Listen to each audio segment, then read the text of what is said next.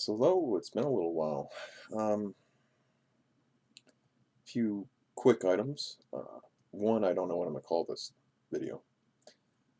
It's kind of a mind dump. It's a few different house cleaning kind of items. Things that have been happening, what hasn't been happening. Uh, been down to my mom's a few times, which is amazing. I've been away too long. Makes me want to go down and be around my family a lot more, uh, especially having a couple guests over at the same time. Don't worry, we were social distancing. We made sure Aunt Nancy stayed outside. We just talked to her through the window. No, I'm just kidding, Aunt Nancy. But, everybody's still having a lot of heartache and a lot of issues. There is Washington, D.C., which I almost want to call it Swampington, D.C., because we need to get so many people out. And it's not about the presidency. It's not about any of that. It's just follow the money. Okay, so um, if you run a media company, who pays your bills? Would that be corporations that are selling products? Who of the biggest ones? Pharmaceuticals. In 1986, they passed a law saying that vaccines could be you couldn't sue them anymore for vaccines, or they were going to quit making them, make government do it. And the government went, okay, we'll pass legislation. You're not liable. That's fine. And then in 1997, they passed another law allowing pharmaceuticals to actually advertise on local media, uh, all networks. Um, Anybody that's old enough knew the explosion of it and how crazy it was. And if you've never had a brain freeze from eating ice cream too fast, you can get a brain freeze from just listening to the list of side effects from any of the medications. Uh, like bleeding from your eyes or your gums or uh, the stupidest disclaimer that I've heard most recently: do not take if you are allergic to. Okay, no, I believe in Darwinism, and if you put your hand in there and it gets cut off, you're probably going to live the rest of your life with your other hand, because you're not going to stick that other hand in something and get that cut off. And also, if you put your hand on a hot burner and burn it, probably not going to do that again. So if you have a bad allergic reaction to something, probably not going to do that again. But they have to put all those disclaimers in there, because a lot of pharmaceuticals are not covered underneath that liability clause where vaccines are. And from the time that happened to now, the number of vaccines has just exploded on how many different vaccines your children are required to have. Uh, it's really wild. Um, to each his own. If you're for it, fine. If you're against it, fine. That's like anything else. If you're for something, that's great for you. Doesn't mean I am. And I don't want to hear you tell me that your opinion's right, or I'm sure that you don't want to hear me saying my opinion's right. So that's where it kind of has to be left off. I got a lot of work to do this year. I'm hoping to get a lot of it done, if not all of it. I've set some lofty goals, uh, but the media is absolutely driving me crazy, because corporations are paying for the media. Well, guess who is paying for the politicians? That'd be the corporations. So if the media doesn't tote the line to what the corporations are saying, so let's say that pharmaceuticals and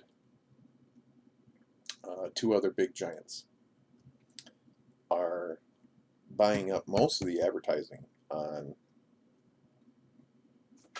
let's say, CNN, and they're also contributing millions and millions and millions of dollars to a politician for office. Um, as a media company, and your revenue stream is coming from those people as well, would you spread bad media about said politician? Or would you roll over because your bank account relies on those corporations? So the media's corrupt, government's corrupt, because they're all bought out. Uh, I don't need fact checkers or anybody to look that up to even understand that, because it's been going on for years. And we all know it. We just don't talk about it very openly. Um, we complain about it. And our social circles, we kind of discuss it. But the thing is no one has a real good idea of how to change it. Like, how do you go up, knock on the door, and say, we're America, we're tired of this, you're going to change this? Well, the only way to really do that is to start locally, which means, like with the mask mandate or different things with social distancing and shutting down restaurants and everything. Well, the person that's in charge of actually implementing any kind of mandates like that, even though they might not be constitutional, is your local sheriff. So in your city, your municipality, your county, you want to be voting a sheriff that you have faith in. And it's not political at that point. Vote that person in that you think will do the job and tote that line that, Constitution first, because they have to literally take an oath to the Constitution. That's what they have to uphold. That's what they're supposed to do. So do all the politicians, but they roll over on that because they're bought and paid for. Once you get the local areas running smoothly, then you have to move up the chain a little bit to mayors, district attorneys, different things like that, who's in the power seats around, and get people in there that care about the community. And what you got to do is get the community living. Once enough communities start living and communicating with each other, the whole idea of community, you can actually make a movement.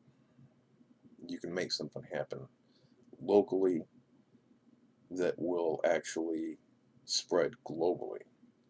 But it's got to start locally. And that means food programs, helping get people to understand how to, just raise a tomato plant. So they have tomatoes almost all year, and different things that they can do. And then also fighting the community back when they say that you can't have chickens. Well, if you got a big enough yard inside the city, you should be able to have a chicken in a small container, feed it, and get eggs from it.